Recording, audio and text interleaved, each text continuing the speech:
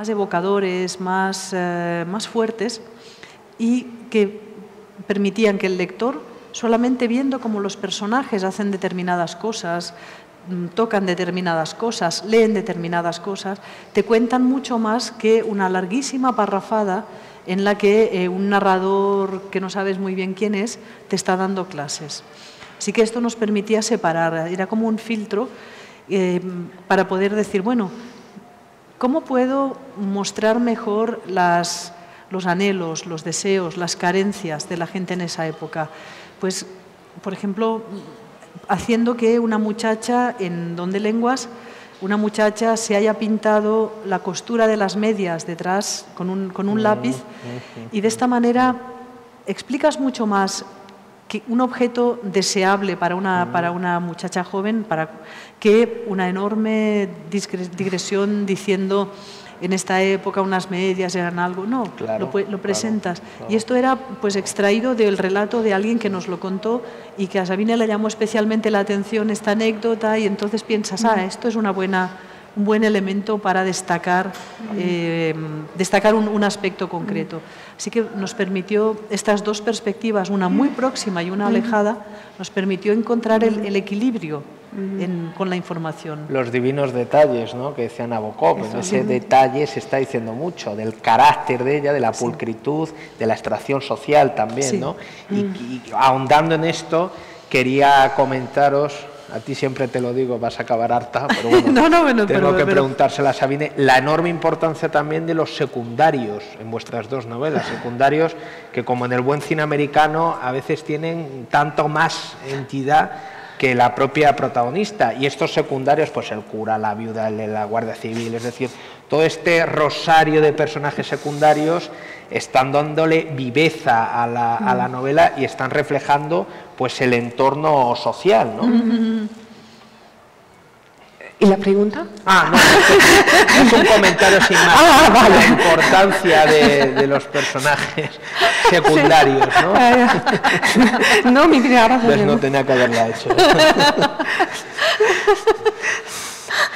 No, me parece bien que me lo hayas dicho. Pero un poco cómo trabajáis con la importancia que tiene en vuestros dos libros, que yo creo que la tiene, y cómo trabajáis con ellos, ¿no? Esto a Rosa ya se lo he preguntado en las numerosas entrevistas que le vengo haciendo. Pero... Sí, ya como hemos dicho, es que al principio inventamos la trama y los personajes, y pensamos también los personajes con su entorno. Beatriz con su criada, con Encarni,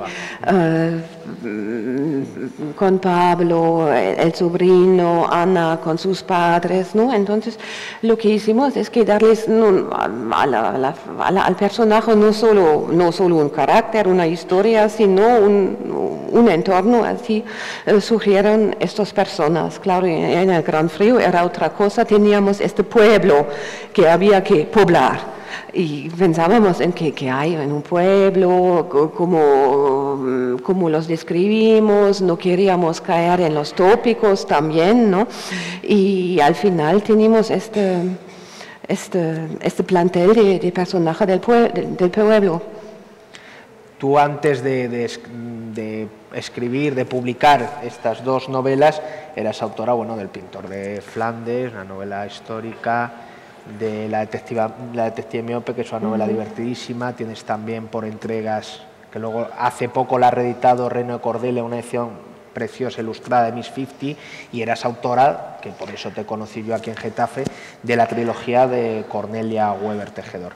¿Por qué decides, es decir, tú ya tenías un bagaje como escritora, ¿por qué decides escribir con Sabine a cuatro manos esta trilogía, que además en una de las solapas dice que la escritura de esa novela ha afianzado vuestra amistad?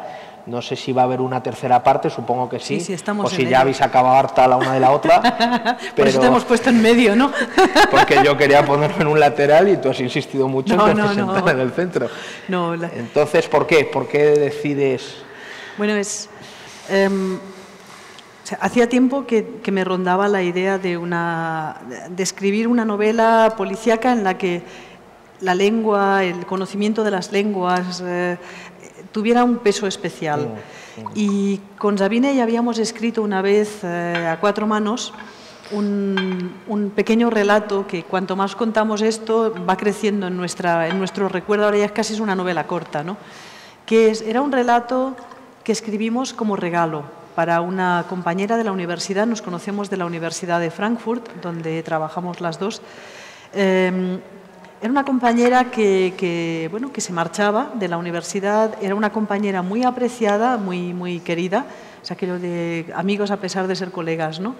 Y se le hizo un librito homenaje en el que los compañeros escribían lo que querían. Unos escribieron artículos científicos, otros poemas, y nosotras decidimos escribirle un texto. Como con esta compañera yo había ofrecido un curso sobre Nebrija, sobre la gramática de Nebrija, decidimos escribir una historia sobre Nebrija, una policíaca sobre Nebrija. Y en esta novela, ya se convirtió en novela, en este relato, pues Sabine escribió en alemán, yo escribí en español y nos repartimos el trabajo y creamos esta pequeña historia. Y nos gustó mucho el trabajo, nos gustó mucho investigar juntas, elaborar la trama juntas y creo que salió una historia bien resultona. De la que no hay copias, solo hay una copia en el libro que tiene esta amiga y que solo se imprimió una vez. Sí, y es un relato bilingüe, ¿no? En español y en alemán, porque esa amiga sabía leer alemán y español y así podíamos escribir cada una en su idioma y dejarlo así, ¿no? Cosa que no funcionó con la novela. Sí. Y entonces, bueno, después de esta experiencia nos quedó siempre la idea de algún día nos gustaría emprender un proyecto de más envergadura y eso, como tenía ya esa idea y las dos somos lingüistas, le propuse que nos pusiéramos con esta novela, con lo que después fue Don de Lenguas, que en ese momento no tenía nada más que la idea de algo que tenga que ver con el conocimiento de lenguas y donde eso sea muy relevante. Y así nació la idea de Don de Lenguas, que iba a ser una sola novela, pero donde después vimos que Ana Martí era un personaje que tenía todavía mucho que vivir y mucho que contar, y por eso decidimos, ya cuando la novela estaba muy avanzada, decidimos hacer una trilogía que abarcara los años 50. Empezamos con Don de Lenguas en el 52, El Gran Frío, como 56. Has dicho tú, en el 56, y ahora estamos ya con la última, que transcurre en el año 59, es decir, que realmente vamos al 59 para que quede muy claro que la trilogía de los 50 se acaba porque es el 59 y no hay más. No vais a ser como Cuéntame hasta No, Rajoy, y tampoco va a ser, además la hemos puesto a final de año, ¿no? Para que no se pueda decir, no, pero es que podría ser en el otoño del 59, no, esta es en el otoño del 59, así que no queda mucho, ¿no?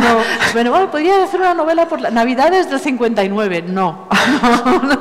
Entonces ahí cerramos este arco, que en el fondo es sobre todo un arco vital de Ana, es el arco vital de esta joven periodista en Don de Lenguas, novata, que escribe sus pequeñas notitas de sociedad en La Vanguardia.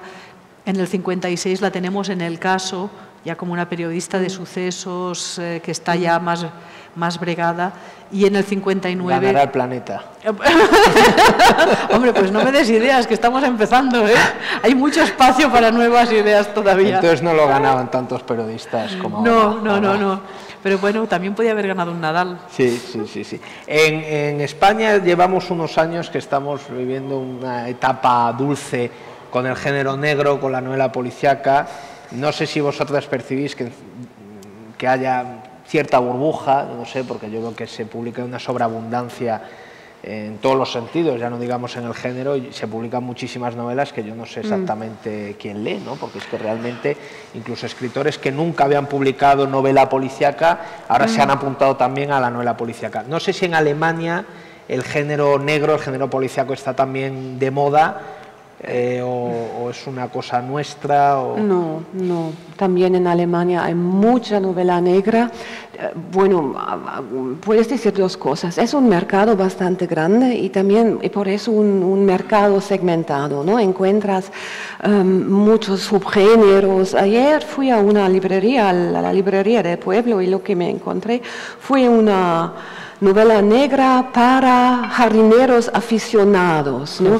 Entonces se escribe novela negra para todos los gustos, ¿no? Para turistas, cuando vas a una librería en una estación encuentras las guías de las ciudades, más novelas negras sobre la ciudad. Entonces lo que tienes también es un montón de novela negra y claro, incluso también podrías hablar de una burbuja.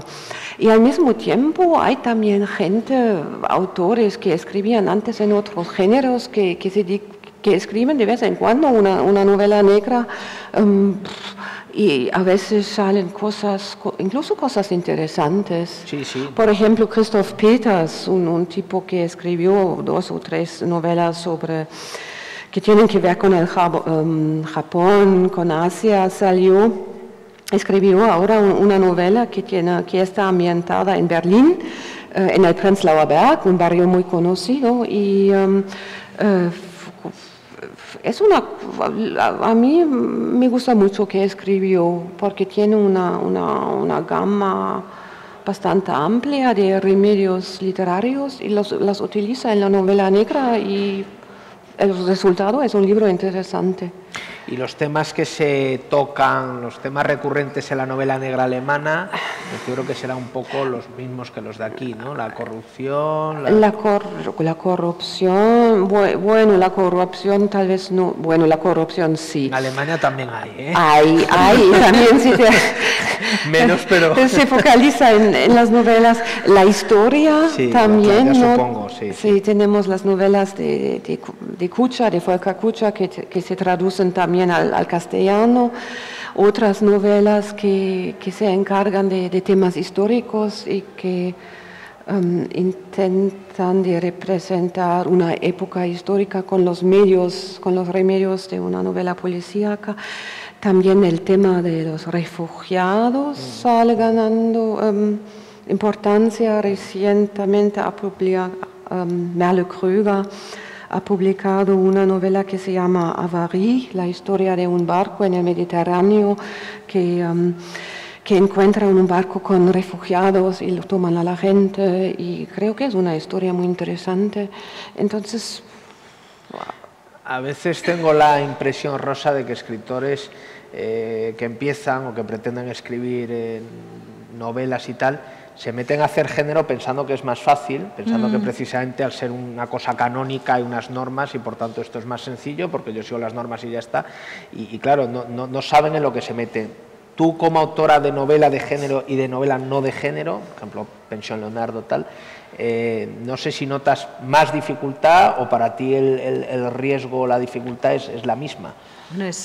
Toda novela es un riesgo y toda novela es difícil de escribir. Eso que comentas tú es lo que me parece a veces incluso lamentable, que algunos autores piensen que es más fácil. Y no es más fácil, es diferente, pero más fácil no. Se lo toman muy a la ligera y salen productos donde notas que no hay que hay solo un conocimiento superficial de cómo se escribe el género, porque está tocado desde la arrogancia, está tocado desde el punto de, bueno, esto es muy fácil, esto lo puede hacer cualquiera, pues lo hago yo. Por eso me gusta cuando autores que no son de género, que se acercan al género negro, cuando lo hacen con el mismo respeto y la seriedad con la que escriben cualquier otra novela. Y para mí el caso paradigmático pues sería John Banville, cuando escribe como Benjamin Black, que escribe novelas donde está también todo él escribiendo tan bien como sus otras novelas. Y no como, esto es un ejercicio, lo hago mientras preparo la pasta o lo que sea, y porque es muy... No, son Y por eso son novelas que funcionan, tanto como novelas negras como literatura. Es decir, eso cuando se acerca alguien con este respeto me parece muy bien. O sea, no es que el género sea solo para los que desde el principio están ahí, o sea, de eso no es un territorio exclusivo, pero me parece, sí me desagrada esta arrogancia de algunos autores a la hora de aproximarse al género, o también el oportunismo de algunos autores que piensan que, bueno, ahora voy a escribir una novela negra y me voy a forrar. Y no es verdad, porque es que nadie se hace rico escribiendo novela negra, escribiendo ninguna novela, se hace un par quizás, pero muy pocos. Y porque también es que hay muchísima novela publicada y no hay tantos lectores. En Alemania es muy diferente. En Alemania hay un público lector muy grande para la novela negra. Más bien tienes la sensación de que se tiene que publicar muchísimo, porque los lectores de novela policial, de crimis, son lectores muy ávidos, son lectores muy rápidos también, son lectores muy críticos. Entonces es muy distinta la situación en Alemania. Y como dijo Sabine, hay policiales para todos los públicos. Esto que decía de novela policial para aficionados a la jardinería. Hay todo un subgénero que es novela policial con caballos, novela policial para jugadores de tenis, los llamados crimis regionales, que son para la gente de una región, porque a todo el mundo le gusta que salga su pueblo en una novela. Y bueno, entonces estos que se encuentran en la estación, vas a la estación de Colonia y en la librería de la estación una estantería llena de crimis que pasan en Colonia. Pero es que te vas al pueblo más pequeño y tienen sus 2 o 3 novelistas que escriben novelitas que pasan en ese pueblo. Y claro, resulta que se venden. Porque hay muchos lectores. Es que el género criminal es el género rey en Alemania.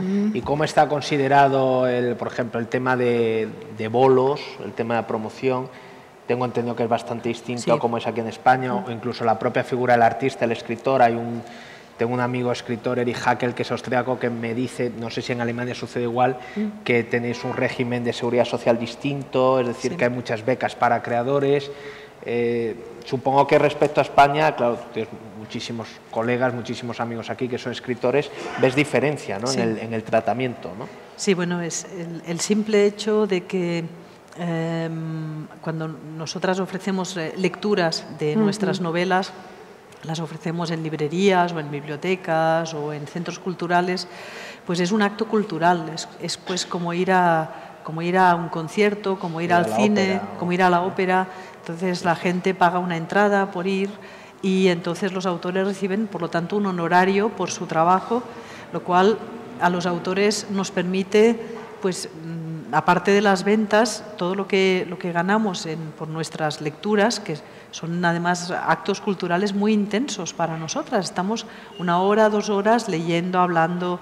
Pues esto nos da una independencia económica a los escritores que en España pues no existe, porque eso digamos que es una entrada más en la vida, en la parte económica de la escritura.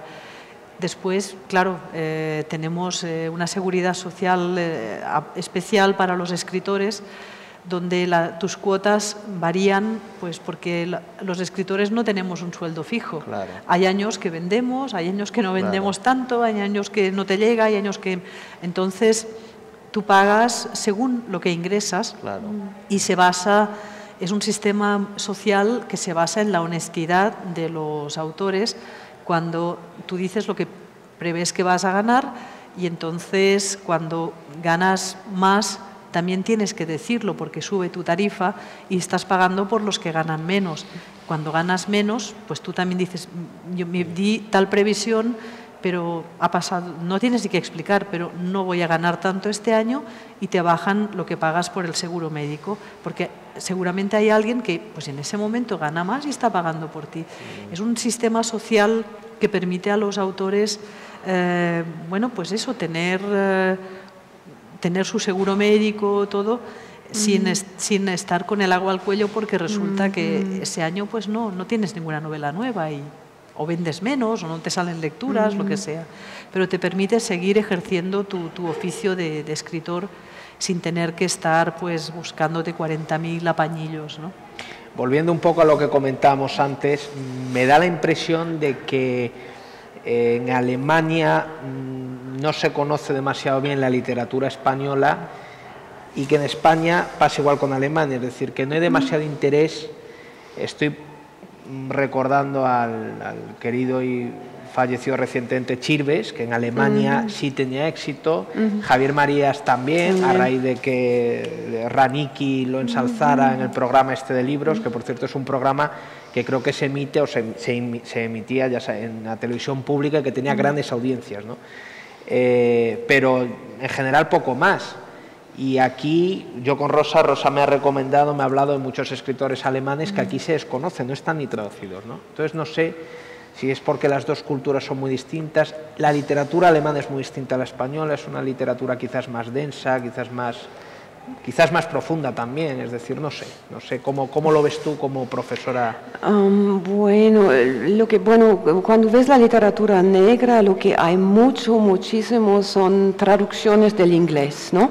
Claro. Traducciones de los autores británicos y sobre todo traducciones de los norteamericanos, ¿no? Que dominan obviamente que también ahí dominan el mundo. Aquí pasa igual, ¿eh? Sí, es lo que iba a decir, aquí es el revés, y tal vez deja poco espacio para el conocimiento de otras culturas, de otras literaturas.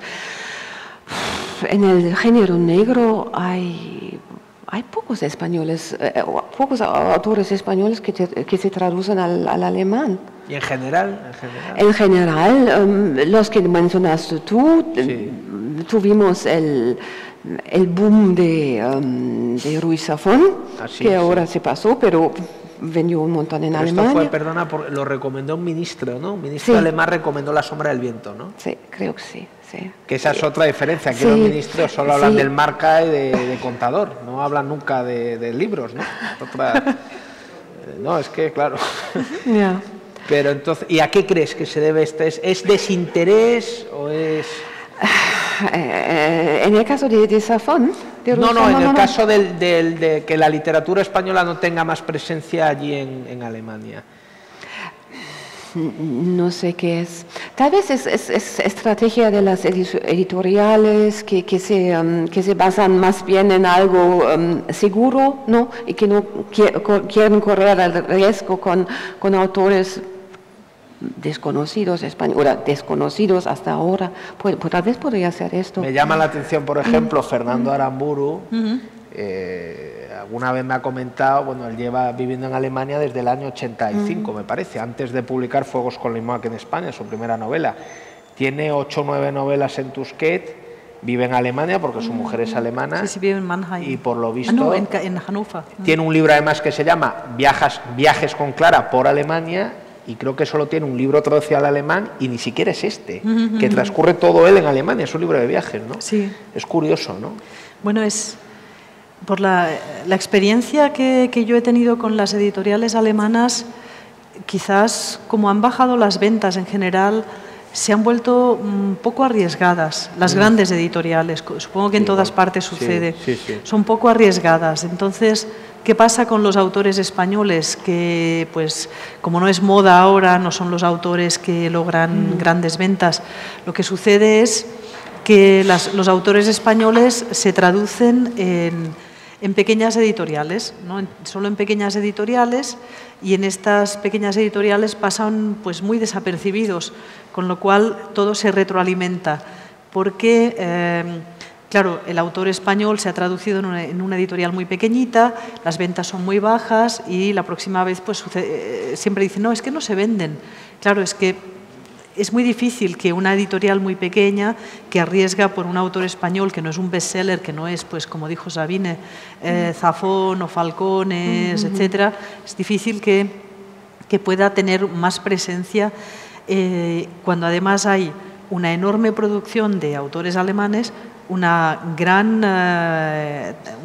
número de autores anglosajones traducidos, muchos libros traducidos del inglés, ya no solo de los Estados Unidos o Inglaterra, también pues, se traduce más australianos o sudafricanos que españoles, ¿no? Entonces, bueno, no es la moda ahora, no, por lo que sea, pues hace un tiempo sí que se leyó muchísimos autores latinoamericanos. También ahora ha quedado solo como superventas Isabel Allende, que se vende como rosquillas. El resto de los autores tampoco ahora encuentran fácilmente un traductor. Autores incluso como Eduardo Mendoza tienen problemas para encontrar una editorial en Alemania. Fíjate. Entonces, claro... Era más recientemente el premio Kafka. Sí, por eso es que es muy difícil. Entonces tenemos no hay una llegada de autores españoles que algunos se afianzan, algunos ya van quedando pues... Ya, como Chirves, por ejemplo, ¿no? Que ya han encontrado su público, pero después, incluso en novela negra, un autor como Domingo Villar, pues se tradujo al alemán, pero tampoco tuvo un gran éxito. Pero fíjate, no sé, planteo, Chirves y Marías son dos escritores que a mí me entusiasman, pero son bastante alemanes en el sentido de que son escritores más bien discursivos, con densidad, con ideas. No sé si también tiene que ver, que hace un tipo de literatura que quizás los editores piensen que son más del gusto alemán. Sí. ¿No? Sí, se busca...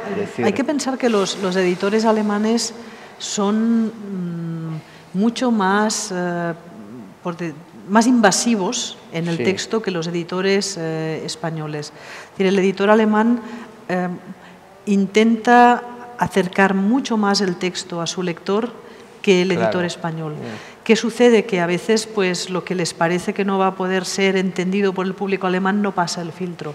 También pasa, como ha sucedido a veces, que los lectores, los editores alemanes han metido demasiada cuchara en el texto y después no lo reconoces.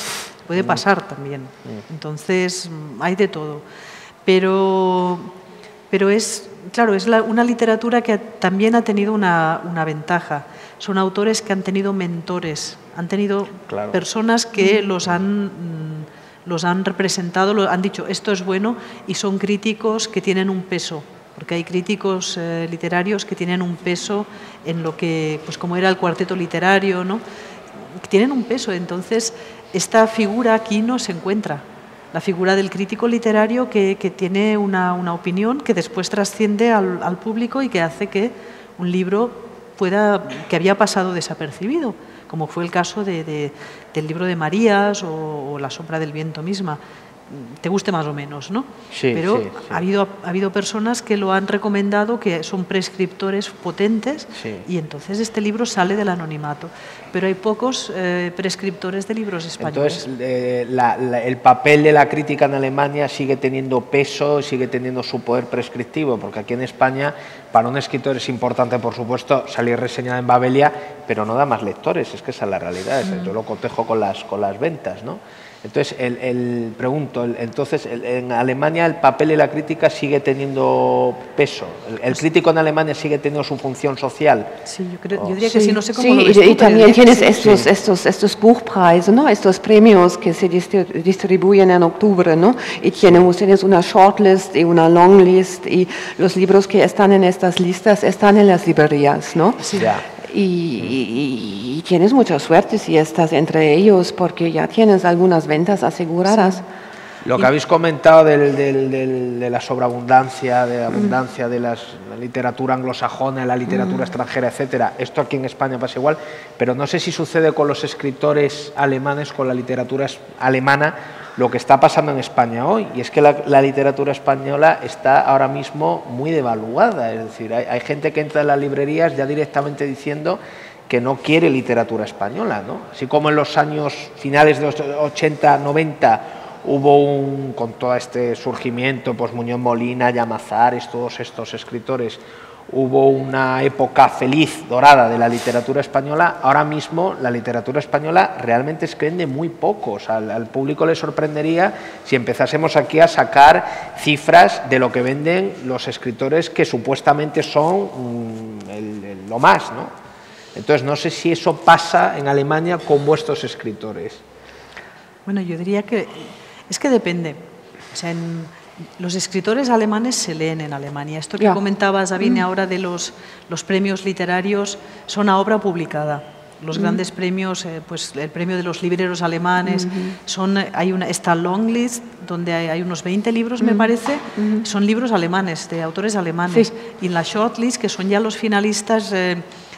Claro, es un premio a libros ya publicados, a libros que entonces, claro, encuentran muchos más lectores, y eso las ventas del que gana son considerables. Esto muestra que hay una proyección, están valorados, se aprecia, y claro, también la producción editorial es muy grande. Es que estos, claro, son premios para libros muy literarios, que claro que nunca van a alcanzar una tirada de 1 millón, porque son libros muy literarios, pero después tienes autores de novelas de géneros como el género histórico, sobre todo los que escriben sobre la época medieval, que pueden vender unas barbaridades de libros, porque tienen un público muy fiel que los va siguiendo y buscan autores alemanes. A veces también te encuentras con lo mismo que pasa aquí, que hay autores que son alemanes pero se ponen un nombre inglés porque según qué géneros la gente los prefiere de un extranjero. Pero estos autores que dices literarios que venden y tal, pero que no son bestseller, ¿cuánto puede vender una media? Eso no lo sé. No lo sabes, eso no lo sé.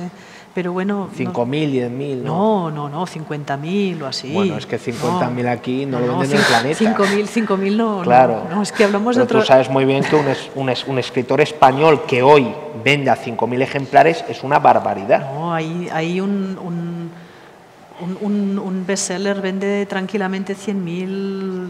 200.000 libros, sí. El año que viene nos iremos todos allá a Alemania, hacemos el Getafe Negro allí en el centro de... Eso es una barbaridad, ¿no? Pero si bueno, es que sí. Son otras... Es que el índice de lectura es muy alto. Aquí se publica tanto como en Alemania y tenemos el índice de un país africano. No, estoy totalmente, hablo en serio, ese es otro tema, ¿no? Bueno, si en algún momento alguien quiere intervenir, quiere preguntar, quiere comentar algo, pues estamos más que abiertos, El espacio impone un poco porque es muy grande, pero como estamos así casi en familia, no os sintáis intimidados. Es muy alta la silla, ¿no? Tengo miedo de caerme, ¿no? Sí que es muy alta, yo tampoco, apenas de igual suelo. Si me caigo de aquí me rompo la cadera, ¿no? Que, bueno, pues... Si tenemos el cacharrito para subir y bajar.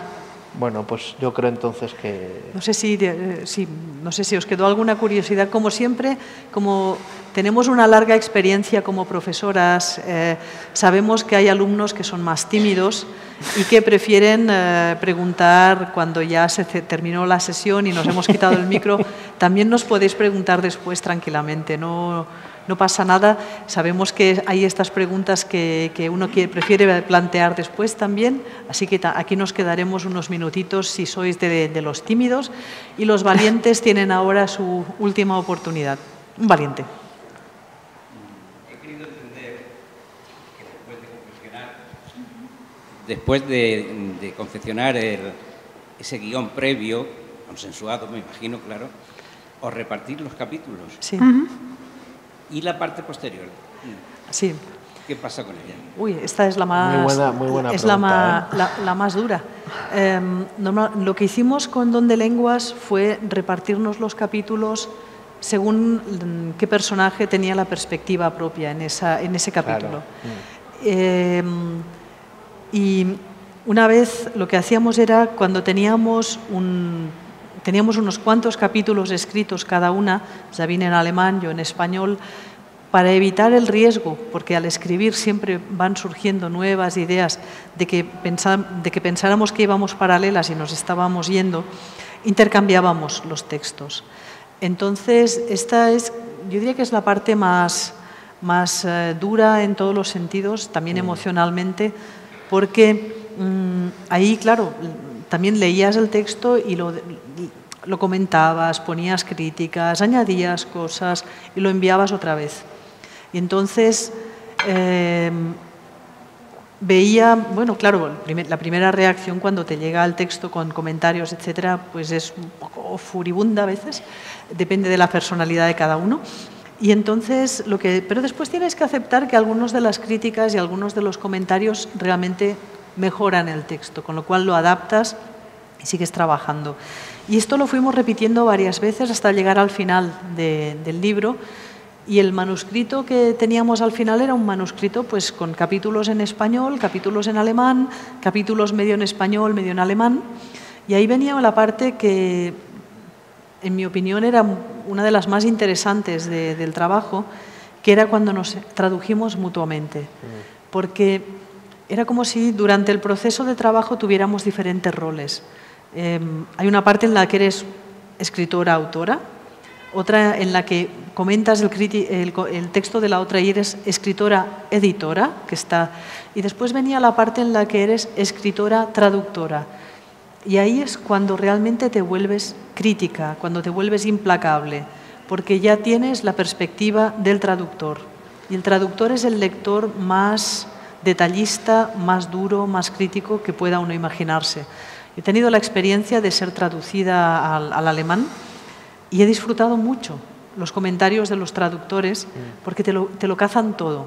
Los errores, las incoherencias, lo que no acaba de funcionar, todo eso lo ve el traductor. Hay algún error que no ha visto ningún lector, por lo menos ninguno que me lo haya dicho, y lo ha visto la traductora. Porque claro, el traductor tiene que tomar siempre la decisión de pasar esto al otro idioma. Y en nuestro caso también era la decisión de, ¿vale la pena?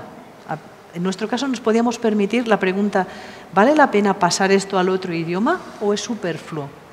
Y a diferencia del traductor normal, que tiene que ser fiel al autor que está ahí, nosotras que éramos autoras, traductoras, podíamos decir, esto es redundante, esto lo podríamos quitar, esto no funciona.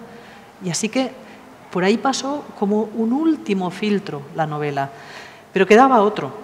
O sea, ya estaba traducida, teníamos un manuscrito en alemán y uno completamente en español. Y después, claro, se trataba de que los lectores, cuando lo leyeran, no tropezaran y fueran pensando, esto lo ha escrito esta, esto lo ha escrito la otra. Eso era interesante para nosotras, porque nos interesaba mucho ver cómo es todo este proceso de trabajo. Pero el proceso al lector no le tiene ni que interesar ni molestar. Así que cada una tomó el manuscrito y le dio una última redacción olvidándose de la otra, olvidándose por completo del texto en el otro idioma. De manera que no se nota quién ha escrito qué. Y estamos muy seguras de que no se nota. Y nos encanta cuando alguien viene con sus teorías y nos dice, esto seguro que lo has escrito tú porque ta. Y igual acierta o igual tú pones tu mejor cara de póker y piensas, no. Pero no dices nada, porque no es un juego que puede hacer el lector si quiere, pero nosotras no le vamos a dar la más mínima pista, porque de eso no se trata en la novela. Entonces ha quedado así, queda oculto y queda en la parte, lo que serían las bambalinas. El making of. El making of que no hay que ver. Entonces, claro, fue un proceso, sobre todo en Don de Lenguas, un proceso muy lento y laborioso. Estuvimos 3 años y medio trabajando en esa novela porque también fuimos probando la técnica de trabajo, aprendiendo a trabajar juntas, viendo qué es lo que nos gusta y lo que no nos gusta en ese trabajo conjunto para ir afinando en las siguientes novelas. Así que fueron muchas fases. Pero siempre habéis trabajado así. La segunda parte también llevasteis el mismo sistema. No. Porque esta tercera me comentabas antes, lo digo porque has dicho que podemos comentarlo, que la ibas a escribir tú, ¿no? Sí. La tercera, ¿no? Sí, en la segunda cambiamos la técnica, planificamos juntas. Casi todo el texto lo escribí yo y Sabine escribió unos capítulos para estar dentro del texto. Entonces, ser una editora que sabe, que forma parte del texto y va dando toda la crítica, todos los comentarios. Sí. Y en la nueva hemos trabajado otra vez todo un guión muy elaborado, incluso nos fuimos de viaje para darle vueltas al guión y ahora pues estoy escribiendo yo y entonces le mando cada tantos capítulos, le mando el texto a Sabine ella me lo devuelve con sus comentarios y se espera un día para llamarme. Nunca me llama en caliente, por lo que pueda pasar. Entonces se espera un día porque la primera vez cuando los leo, pues es que no lo puedes evitar, pero después dices, es cierto, este comentario es muy acertado, esto ayuda, esto no funciona, esto hay que cambiarlo, pero la primera reacción pues es... y después, y así vamos trabajando.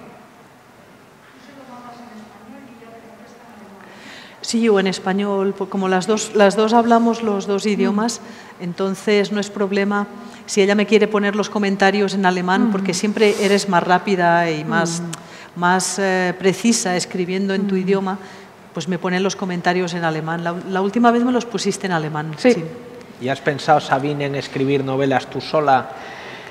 Sí, la verdad es que estoy preparando una novela que está ambientada en la posguerra alemana. Después de haber escrito sobre la posguerra española, estaba con muchas ganas de escribir sobre mi posguerra, ¿no? Y entonces... También de género, de novela sí, negra. sí. Sí, yo quería preguntar qué se hace en Alemania para que haya más lectores o qué no se hace en España y por favor que no sea el clima. Muy bien. ¿No he entendido? ¿Qué se hace en España para que se fomente que haya más lectores y que el argumento no sea el clima? ¿Y el argumento no sea el qué? El clima. No, que por qué en Alemania, ¿a qué crees que se debe que haya más lectores que aquí en España y qué podríamos hacer? Y que no será el clima el tema. Bueno... Si das con la solución, te damos el Ministerio de Educación y Cultura. Yo Ahora sí diría que que es por el protestantismo. Que tiene... Yo casi prefería lo del clima. Sí, es una tarea bastante grande, ¿no?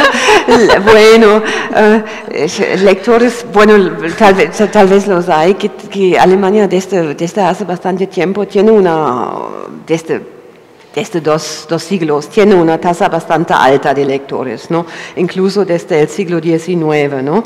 Y esto diría que tiene que ver con una obligación escolar bastante temprana en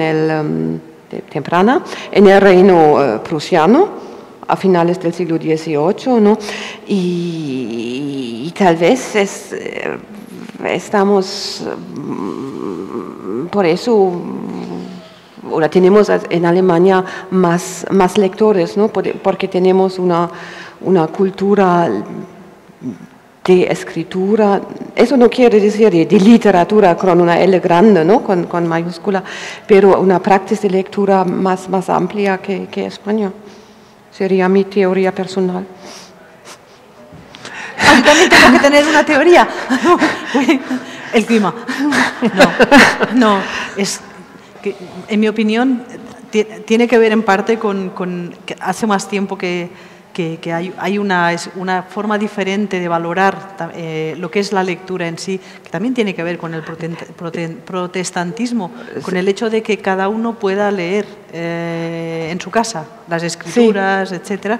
Sí, la idea de Luther, ¿no? Solo ¿sí? La escritura tienes que leer para tener un acceso propio a la Biblia, y por eso es necesario que la gente aprenda a leer. Sí, o sea, no... A la Biblia has dicho. Sí, claro, si bien... En España hasta se prohibió la Biblia. Claro, no, es que si piensas, claro, todo esto fue contra el analfabetismo, es decir, si digamos en el catolicismo no se busca la reflexión sobre estos temas, sino que se te viene todo dado, es todo dogmático, etcétera.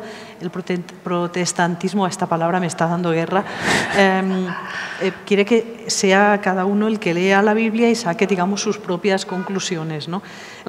Eso hace que se lea más. Porque se trata de que la gente pueda leer, no que se lo cuenten, sino que pueda leer. Eso puede ser el inicio de que haya menos iletrados ya de entrada. Y después tiene que ver también con la valoración de la lectura, la valoración del hecho de escribir. Y algo que, por ejemplo, es muy importante y que, aunque ahora quizás se ha perdido un poco en Alemania, y es que los padres leen mucho a sus hijos. Los padres leen a los niños al acostarles. Y entonces esto hace que haya una costumbre ya desde la literatura escuchada, Por eso también en Alemania los audiolibros tienen un mercado enorme, la gente escucha mucha literatura, en la radio se lee literatura también, tienes tu media hora en la que se está leyendo alguna obra actual, por ejemplo. Es diferente, y es que viene ya desde la educación, ¿no? El hecho de que tus padres te lean, de que haya muchísima literatura infantil que los padres comparten con los hijos, eso ayuda también a que después haya más hábito de lectura. Ahora que has comentado lo de los audiolibros, he recordado en la película esta que a mí me llamó mucho la atención, ¿no? Cuando la vi, en Más allá de la vida, la de Clint Eastwood, Matt Damon escucha audiolibros de las novelas de Dickens. Y tiene al que narra las novelas de Dickens como a una personalidad, y de hecho va a Londres a una feria del libro a que le firme el que narra el audiolibro, y tiene una cola inmensa. Digo, pero bueno, si consiguiésemos en España traer al propio Dickens, digo, habría poca gente. Digo, figúrate, el que lee los libros de Dickens, ¿no? Que eso es algo que a mí me llamó la atención, porque realmente a veces decía, ¿qué poco se lee en España? España siempre se ha leído poco, o sea, la generación del 50, Ferlosio, Matute y demás, esa gente vendía muy poco lo que se leía, y se leía otra cosa, ¿no? Pues Gironella, Los cipreses que creen en Dios, las novelas de Pérez y Pérez, es decir, en España realmente la literatura ha tenido muy poco peso, ¿no? Sí, señor, perdone que le... No, nada. Mi pregunta concreta es a Rosa. Bueno, he leído la trilogía esta que tienes de Cornelia Weber Tejedor, y entonces, en general, me ha parecido bastante fluida y bien, ¿no? Pero una de las 3 obras, la de Con Anuncio, concretamente, pues digamos que al final parece como que la obra se extiende demasiado, no acaba de aparecer el asesino. Entonces, en la agencia esta que hay muchos nombres, muchos personajes. Yo creo que hay demasiados personajes, y al final, de una manera casi abrupta, digamos que acaba la novela acusando a uno de ellos, que hasta ese momento pues era uno más. Digamos que en la novela negra siempre pues hay unos ciertos sospechosos o uno que no es sospechoso para nada, ¿no? Entonces yo en esta obra, que la he visto al final, las otras 2 me han parecido bastante fluidas, pero esta como que al final estaba muy farragosa, y como que de pronto has pensado, bueno, aquí hay que buscar ya al asesino porque esto se me está alargando demasiado. Y se le ha cargado el muerto o los muertos a una persona. Entonces, te quería preguntar concretamente, eso es una opinión muy personal, yo no soy crítico de literatura ni de nada, y yo lo que te pregunto es si te ha comentado alguien esto que te estoy comentando yo con respecto a esta novela, no. La de Con Anuncio. Menos mal que este señor no te hizo la crítica, ¿no? Sí, no, esto concreto que dices, no. Sí que ahora, con la perspectiva de los años que ya tienen las novelas y con más experiencia, y ahora que terminé la 4ª, me di cuenta de que Con Anuncio era una novela que tenía una posición un poco desagradecida dentro de la serie de las novelas. Entre dos aguas era una novela que en teoría también iba a ser una novela que se cerraba después, ¿no? Donde no había pensado nunca escribir una serie de novelas. Como acabo enamorándome de los personajes siempre, me cuesta mucho dejarlos, y entonces decidí continuar con Cornelia Beba Tejedor. Y lo que en la novela en Entre dos aguas era un poco especial, que era que en el fondo toda la novela toda la trama policial era también una buena excusa para hablar de un tema que me interesa especialmente, como es el tema de la identidad, el tema de la inmigración, el tema de la Europa que se está construyendo ahora con toda la mezcla que se está dando. Era una novela menos policial en el sentido tradicional. La tercera, En Caída Libre, es una novela policial más canónica, más de género, etcétera, es también un poco más thriller, al estar ella en esta situación tan particular.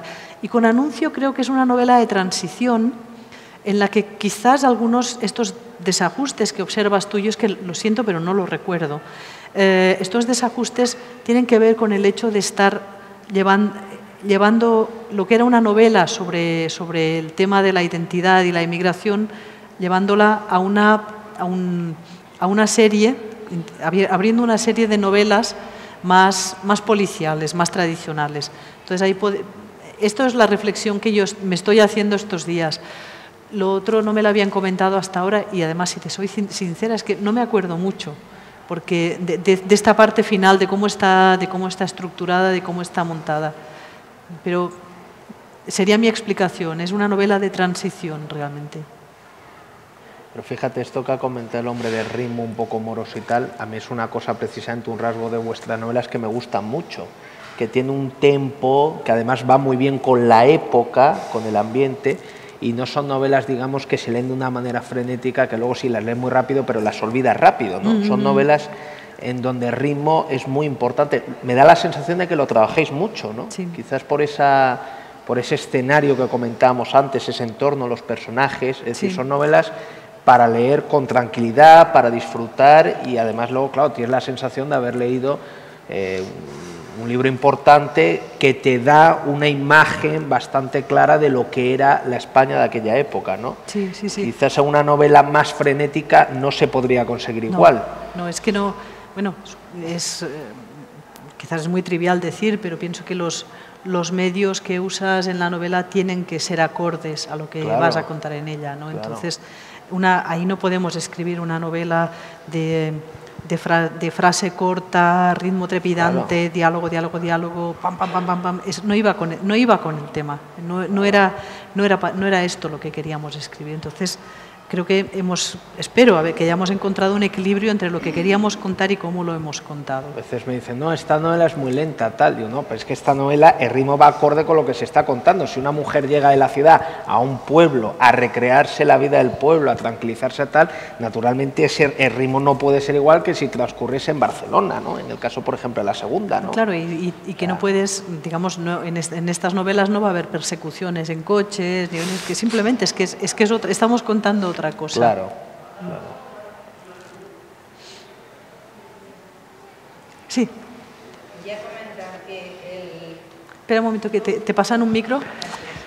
he leído las dos y la primera, Don de Lenguas, capto y me meto en el ambiente, lo siento como auténtico y como real. Y en el Gran Frío lo que me ocurre es que me meto dentro y me identifico con esa época. Claro.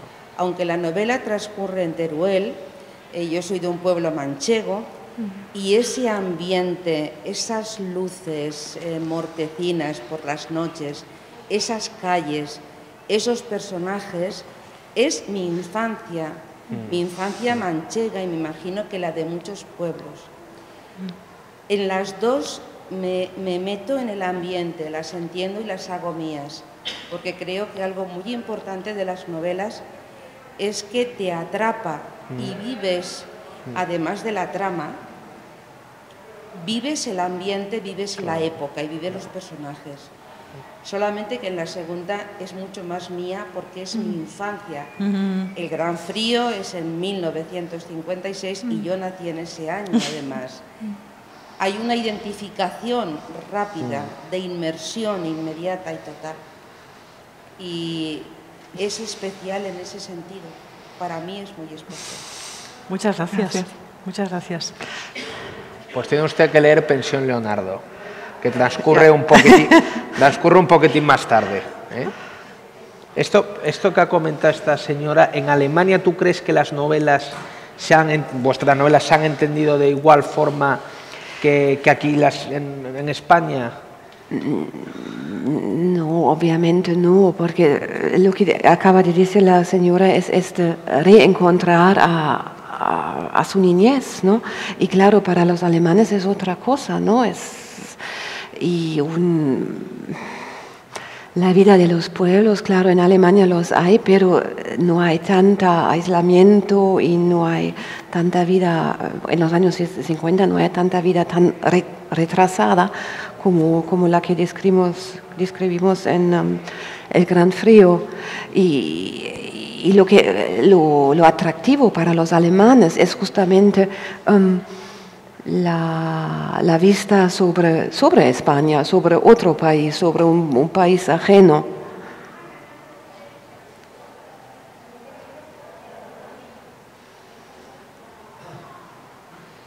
Juan.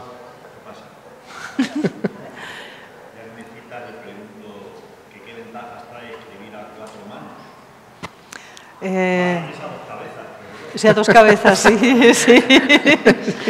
Bueno, la ventaja es sobre todo en el hecho de que cuando estás planificando la historia, cuando estás desarrollando la historia, cuando trabajan dos cabezas juntas, surgen ideas nuevas, surgen ideas que una cabeza sola no llegaría a encontrar, surgen otras cosas, porque lo hablas más, tienes argumentas, contraargumentas, por eso, a medida que hemos ido trabajando más, la parte que compartimos más estrechamente es justamente esta, en la que además notamos que el género se presta a este tipo de trabajo, porque es un género en el que necesitas pensar muy bien lo que vas a escribir, tienes que saber a dónde vas con la historia, cómo la vas a desarrollar, cómo vas a llevar adelante las tramas, las subtramas, cómo van a ser los personajes.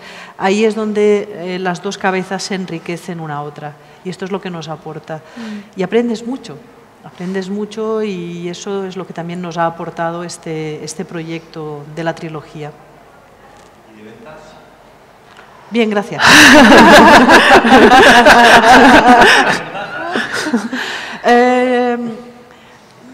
Yo diría que no lo sé, supongo que quizás cuesta un poco que se acepten los libros escritos a dos cabezas, ¿no? Cuesta un poco más que esto se acepte, pero bueno, es eso, yo creo que es también acostumbrar a la gente a que esto es posible, pero supongo que sí, que es más duro, ya es duro vender libros, ¿no? Pero cuando son a dos cabezas, creo que me quedo con lo de las dos cabezas, cuando son libros a dos cabezas seguro que cuesta un poco más. Pero bien, ¿eh?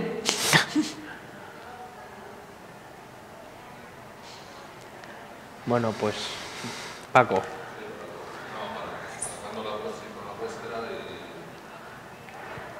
¿Para cuándo la próxima vuestra, a dos cabezas?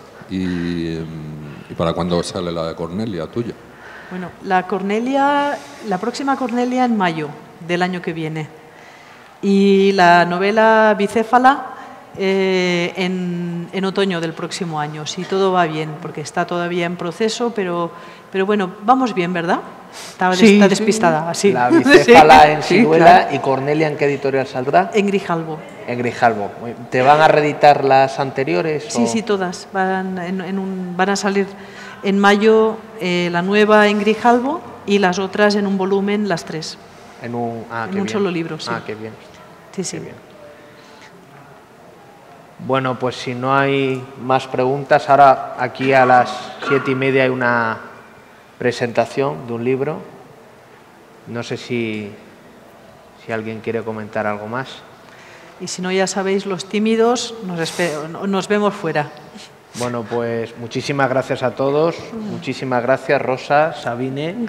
Gracias. Muchísima suerte. Muchas y espero gracias, que nos veamos pronto y para seguir hablando de libros, de ventas y de lo que nos dé la gana. Exactamente. Gracias. Gracias. Muchas gracias. Muy bien. Muy bien.